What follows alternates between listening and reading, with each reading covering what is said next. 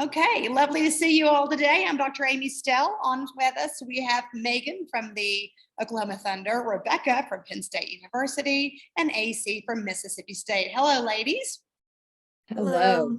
Okay, Meagan, you were first on, so we're going to give you the opportunity to give your short little bio about yourself, where you are, what you do, and where you're from.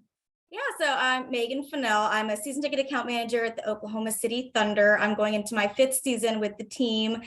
Born and raised in El Paso, Texas, and went to Texas A&M, where I graduated with a major in sport management and a minor in business. And then from there, came to Oklahoma City doing an inside sales position, kind of cold calling, and knew I loved the city. I want to stay with this team. And that is when 6 months later, got promoted to a season ticket account manager, and have been there since. Awesome. Thank you. Rebecca? My name is Rebecca Plesica. I am currently one of the directors of marketing and fan experience here at Penn State University. I primarily oversee men's basketball, baseball, and men's soccer, and have a secondary role with football. I went to a small Division II school in Ohio, Ashland University. I was a student athlete there for 4 years on the women's soccer team. Kind of found my love for working in sports there as a student intern. I studied marketing with a minor in sport management. Upon graduating there, I went to become a GA in marketing and promotions at the University of Akron, where I got my master's of sport administration.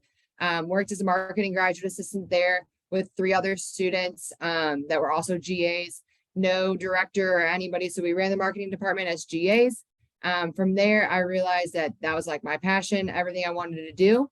I took a coordinator role at the Ohio State University for a year, where I had about 5 or 6 sports, worked there as a coordinator for a year, got as much experience as I could, had the opportunity to stay there another year, but decided to go something full-time. So that took me to my first full-time role, which would have been the director of game day experience at SMU in Dallas, Texas. I worked with football and men's basketball there, and both volleyball and women's basketball. Spent 2 years there in Dallas, and then had the opportunity to move to El Paso, Texas, where I was the director of marketing at UTEP for 2 years, overseeing all of the sports there. And then with kind of the COVID craziness and changes in culture at the university, I decided to take on the new role where I'm at now.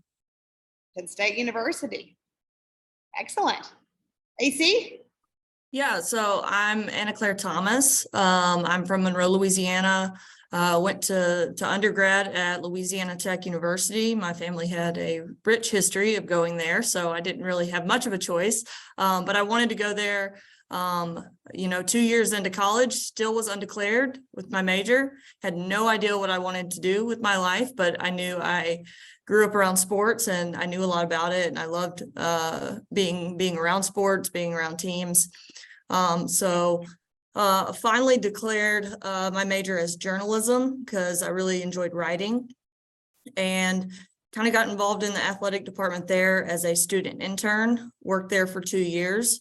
And I had a job waiting for me right outside of college, which was very nice. So I started at Louisiana Tech full-time in 2012, worked there for 7 years, kind of worked my way up. I started with volleyball, baseball, and doing a little bit of football, and bowling. I can't forget bowling.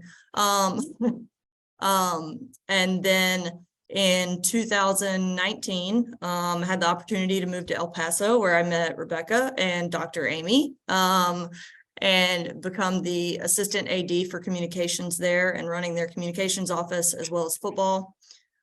Spent 2 years there, a crazy time during COVID. So learned a lot, saw a lot. And it was kind of nice to move away from home, meet some new people, learn different ways to do things. And after 2 years there, I had the opportunity to move back a little closer to home for an opportunity at Mississippi State to work baseball. So I did baseball last year. I've actually moved back to football this year. So I'm one of the primary contacts for football here at Mississippi State. We are in the thick of the SEC schedule right now with football. So it's pretty busy, but excited to be here and talk to you all. Excellent. So I do have a follow-up question. Something that all 3 of you mentioned was COVID, the craziness of COVID. What is it about COVID, do you think, that perhaps either changed the direction of your career or changed your focus on what it is you were doing? Anyone? Yeah, so the Oklahoma City Thunder, actually, we were kind of ground zero for COVID in sports. We were that game on March, I think it was 11th or 10th, 2020, where Rudy Gobert came to the arena, tested positive. We had to stop everything, and all of us are working a normal game day, and our phones are going off the hook, and our boss is like, turn off your phone. Like, we didn't know what was happening.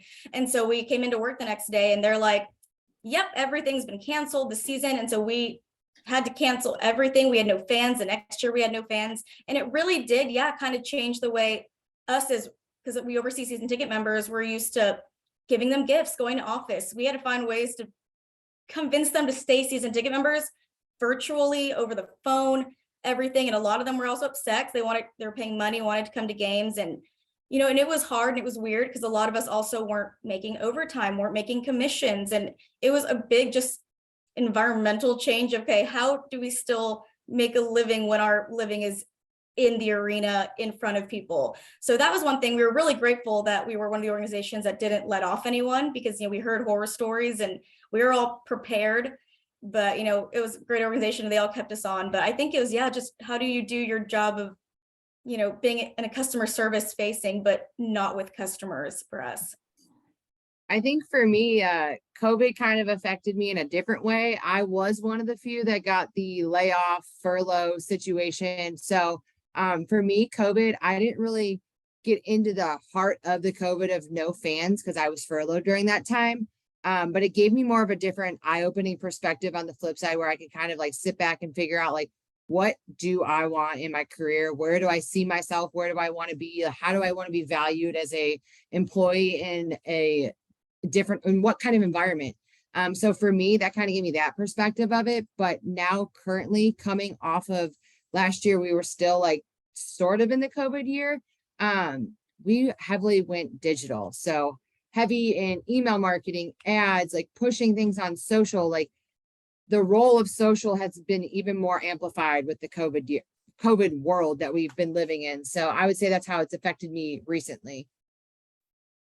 I would say I'm probably the opposite of Rebecca. I had to deal with COVID with certain people in our office being furloughed and, you know, working in the office short-staffed without having, you know, certain people that you're used to every day, doing various things, especially in the marketing department, who we work heavily with. So having to find different ways to do things. And, you know, I actually had one of my comm staff members at the time who was furloughed as well, and kind of picking up the slack and figuring out how we were going to staff game days. And not to mention just the day-to-day, I mean, getting tested twice a day or twice a week or whatever it was, getting something jammed up your nose to be tested and be able to be around the team 24/7. I still think it's a miracle I didn't get COVID for those 2 years that we were in El Paso. I did just get it about 6 months ago, but yeah, it was definitely, it was an adjustment. But like Rebecca said, going digital, which I'm a big proponent of anyway, in the communications world, having everything on the website, not printing off a million different copies of things for every single game. So I think it kind of helped push along some of those initiatives that I really wanted to get to anyway. But the day-to-day was extremely tough. Okay. Okay, good deal.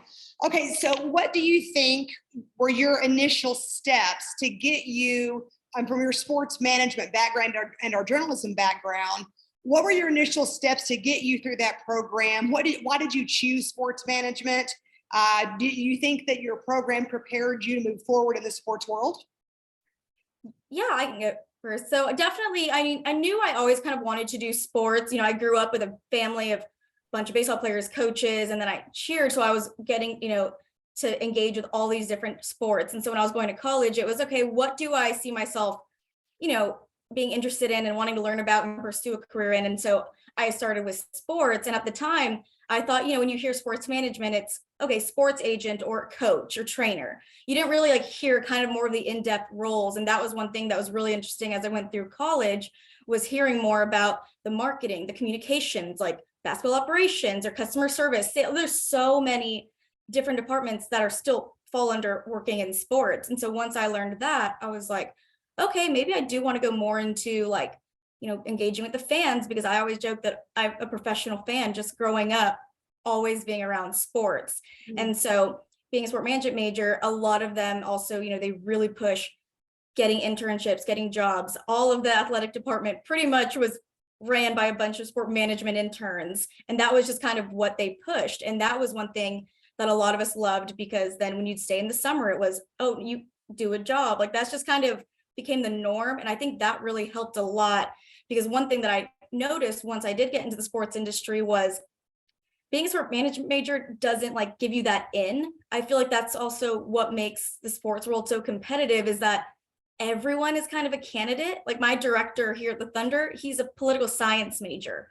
And so it helps to, be that sport management major, because then on your resume, you have a bunch of background in sports, but, it isn't kind of that end all of, okay, I'm a sport management major, I'm going to work in sports. And so that was kind of the big thing was, okay, I now need to set myself aside from all these other candidates, who I'll be going up against in jobs. And I want to build that resume. And at first, I was doing a lot of baseball because I wanted to work in baseball and everything. And that was just kind of, like the first steps that really got me here. Was I just had a lot of background. And once I got hired on, the people I worked with, all of them had a lot of background. And I was kind of like, okay, so I'm glad it all paid off, staying in College Station over the summer instead of going home to see all my friends, and doing those extra internships are what set me apart from, another sport management major who didn't have any, internships or like jobs through college. Okay. Rebecca? Think I always knew I wanted some sort of role within sports as a collegiate athlete, and staying involved in it on the student athlete side of things. I always wanted to, I thought I was going to go and work for Nike and be in advertising. I really wanted to go in like the graphic side of the world. And when I declared my major, I always knew I wanted business and I wanted to do marketing because I like the creative side of things. I had to start taking drawing classes, and that really wasn't my strong point. So I realized in undergrad that I was a work study student. I didn't know that I got that as part of my tuition. So I started working for the marketing department at my undergrad and just picking the brain of my old boss. And she was like, I went and I got my master's and I was a GA and got school paid for. And she really just kind of took me under her wing as a mentor and really helped me shape my route of what I wanted. And when I finally got out of the whole, I'm going to go on the advertising thing, I declared my minor as sport management, which the sport management classes just kind of gave me that different focus of things and like, oh, I can actually do this for a living. But then the route I took was as a graduate assistant. It really gave me that firsthand experience that wasn't an intern, but it was like real life working in sports experience. And that really kind of sealed the deal for me, where I was taking classes, it was online, but it was that real life experience in the marketing role that really kind of shaped that for me and kind of helped create those experiences. But the biggest thing for me was that within the different spots that I've been, I've always continued to build that network of mine. And sports is this like joke, it's a small, big world. Like everybody knows everyone some way, somehow, and they're all intertwined. Like your network is built. If I've got people that I've met through AC from visiting her for a weekend that are now at Oklahoma or different spots now. So it's just like continuing to build that network, but knowing that my schooling helped me get to that real life experience and get me the opportunities I've had today. AC? Yeah, so once I kind of declared journalism as my major and got fully immersed in that world, it kind of seemed like a natural fit because of my background with my family in sports. They originally put me on the forestry beat, which was not my forte. I'm still very, very proud that I won an award for a forestry article that I wrote my freshman year. But they very quickly moved me to being the sports editor of the school newspaper, which really helped me as far as, laying out InDesign, learning how to design newspapers, which now translates to my job now in designing materials for the media and TV networks and different things like that. But my advisor at the time in journalism knew a lot of people in the athletics world, and especially at Louisiana Tech, one of them being Leah Beasley, she hired me here at State. She's now at Oklahoma. But they got me involved that way. There was I think my first job was working a camera for their all access. They put me day one, they put me on one of the high rise things above a soccer field, and the wind was blowing and it was terrifying. And I still came back. So after that, just kind of got to know people in the athletic department, got to know my old boss, who's my number one mentor now, who I call a couple different times a week. And he kind of got me in communications world, a world that I didn't really even know existed at the time. Didn't really know what a sports information director was. Now there's so many different elements to what we do in communications. But at the time, there just wasn't that much information about it. So he kind of got me immersed in that world, and writing was very natural fit for that job at the time. So he got me involved in that, and it was very quickly after doing that for a couple months. And I was like, you know what, this is kind of what I want to do. I want to keep learning about this and learning the different aspects of this job and growing in this. So it's all about networking, like Rebecca said. It's all about who you know, and making the right connections at the right time. So the three of you, none of the three of you rather, are in the exact same job in which you started. I mean, Meagan's still with the Thunder, but in a different capacity, and the two of you have moved around. Is that an okay thing to move around? Should you stay in the same job your entire career? Is it okay to move around? That's a question that people want to know. If they get their first job, do they have to stay at it for 10 years, for 15 years? What do you think? No, and I think it also, when you're young, that's what you want to do. Is they always say, you want to be a sponge and absorb. And when I started in inside sales, that was, I knew I wanted to work with customers, but okay, I guess I'll start off in sales. That's kind of, was an opportunity for me and to get my foot in the door. And I knew I wanted to, work with customers. And at the time, that's all I thought there really was.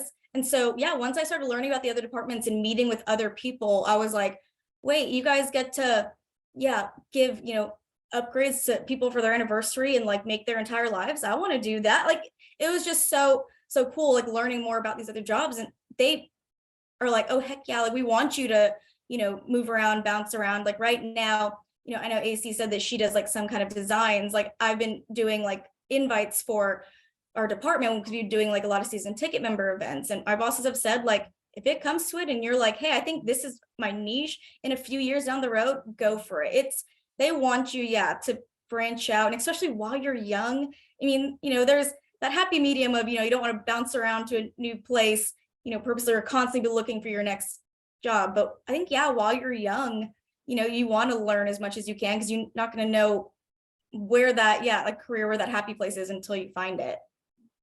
Ladies? So I'm a big proponent of moving around. I have moved around. I've been on an every 2-year track since 2017, but for the right reasons. So I went from a full-time internship role at Ohio State into a full-time role at SMU, and it was the right time, right place. I'm a big proponent of, you don't pass up your dream job or a dream opportunity or something that's going to help you grow. I've always known, I know what my end goal is, and I know that I've got certain years in between to hit those goals. So for me, it was, I strongly agree with moving around. And I tell my student interns, get those opportunities, move away from home. I moved 24 hours away from home from Cleveland, Ohio to El Paso, Texas. So I've been across the state of Texas now. I lived in Texas for 4 years, and it gives you a whole different perspective, a whole different experience on life. And I think one of the coolest things is how independent you can be. It really helps you figure out who you are as a person, but also who you are in your professional role. It's shaped me, it's made me, it's broke me. I've experienced every emotion with the last 5 years of moving around different areas of the country. And it's helped build me in my career. Each step I've taken and each move I've made has been a step up, whether it was title wise, sport oversight, oversight of other employees, title wise, across the board. And my biggest thing is I can move around, but I want to make sure that I'm showing progress in my workplace and progress in my title or responsibilities and roles. So I am a huge advocate for moving and experiencing new things. I see. Yeah, I agree. I was at Louisiana Tech for 7 years, which is a long time to be with one athletic department, but I had moved into various different roles while I was there. But around 2019, it came to a point where I was about to hit the ceiling. The person above me wasn't going to go anywhere anytime soon. And I wanted to continue growing and learning in the communications world. So the opportunity came around that to move to El Paso, which was 14 hours away. Thank God Rebecca was there because we both moved a long ways away and we immediately clicked. But I got to see a different perspective of the comms world while I was there and running a department, which is something that I had not done yet. So I learned a lot. And I will tell anybody, I'm a big proponent of moving around. That was the first time I had really ever left home. And I kind of did it in a drastic way, moving 14 hours away, but it was so good for me, not only career wise, but just on a personal level, moving that far away and learning so much. And I don't know if I'm on the every 2 years track of moving somewhere and learning. I'm not the best mover, but I definitely, after 2 years there and moving here, there's so many different things I've learned at every single spot. When I started in this business in 2012 to now, the entire world of sports communications has changed in how we do things. I would say back then it was maybe 5-10% of my job was social media. Now it's 95% of my job. And I'm working with different creative departments with graphics and video and photo to cover different teams. So it's something that I pick up something new everywhere I go. And I think it makes me better in my job. So a question for you. Do you perceive that being a female has hindered your progress in your chosen area? The question is coming from students who are afraid they won't be able to be successful in the world of sports, whether it be on the customer service side, the football side, the baseball side, the whichever side it may be. Do you perceive? Oh no. Are you there? You're there. Okay, hold on. It just went blank on me. Oh my gosh. Oh my gosh. Okay, there you are.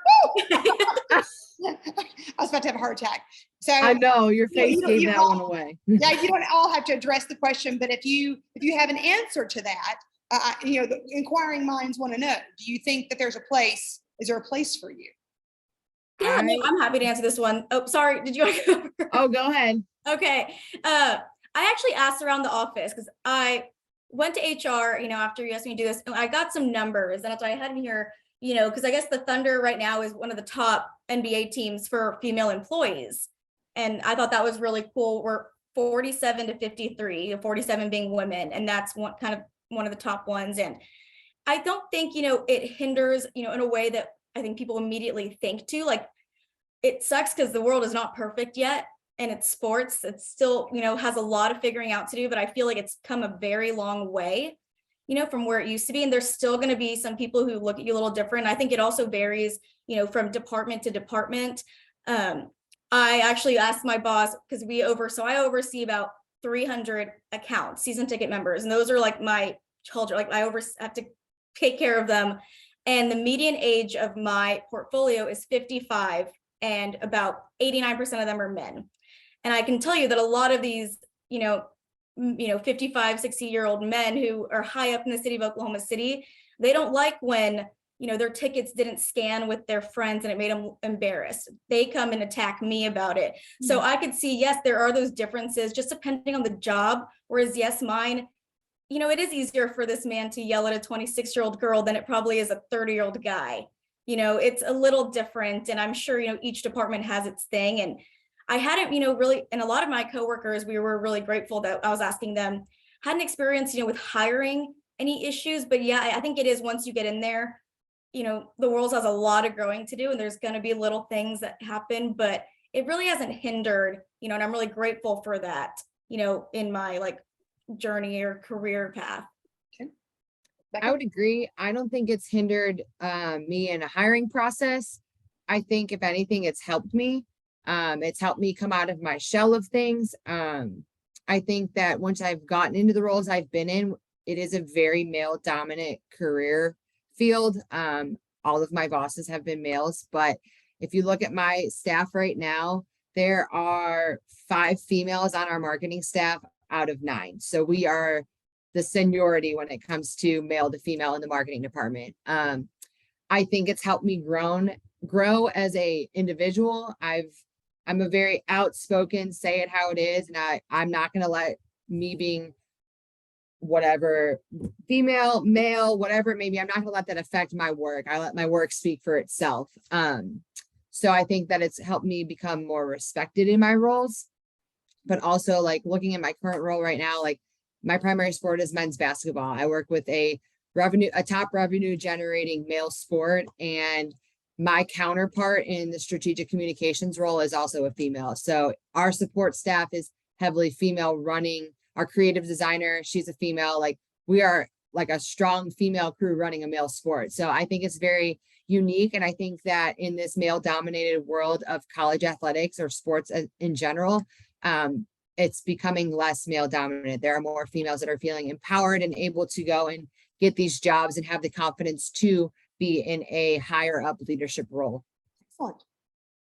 Yeah, I agree. I don't think it's hindered me very much in my career. There's certain obstacles that I have to think through, especially in my role when I'm going into a locker room post game. There's certain conversations I have to have with different administrators or coaches about, I am a female. Sometimes I will walk into the locker room when it is safe to. Sometimes I will send a male. And there's different things that you have to think of as a female communications person. But I wouldn't say at all that it's hindered me. Kind of like Rebecca said, I think it's helped me. I've worked with predominantly male sports my entire career, with the exception when I first started working with volleyball. So I think there's more and more females getting into the business each day. And I think that's a good thing. Awesome. We have just a couple of minutes left. Just wanted to know, is there any advice you could give to young women coming out of an undergraduate or graduate sports management leadership program for prepping for a career in sports? AC, anything? Oh, AC, okay, cool. I would say, yeah, just get involved. The biggest thing I think all 3 of us have touched on is networking and getting to know people and branching out, learning what you really want to do in the sports world, if that's what you want to do. There's so many different avenues to work in and so many options that there's really no limits on what you can do, but you have to kind of branch out at the front end and get involved and learn about those different avenues. Just to chime into that, like 100% what AC just said, but I would say if you're in undergrad or in a grad program, like get involved. If sports the avenue you want to go to that athletic department, get involved. If foot in the door is always a marketing department. They're always looking for help. If you decide, oh, marketing is not what you like, but you have an interest in compliance or an interest in communications, they know the people to connect you with. Athletics is such a small world. Like somebody's going to know somebody within that department or another department to connect you with, to help you grow that like and desire for whichever avenue of athletics you want to take. Meagan? Yeah, kind of circling back, Rebecca kind of brought it up briefly, and it's always my biggest advice that I always share, just because it's kind of one of the main reasons why I have made it, is do not limit yourself, to a sport or to a location. When I was, I started my senior year, kind of starting to take everything seriously. I was, okay, I'm a baseball fan and I love Texas. I'm going to only apply to baseball teams in Texas. And of course, there's only so much, and who knows if they're all hiring. And I remember second semester, I was like, wow, this is really hard. But as soon as I opened the door, I was like, okay, maybe I'll try out for, or, apply for basketball or baseball, or no, like another football, like literally random all over the country.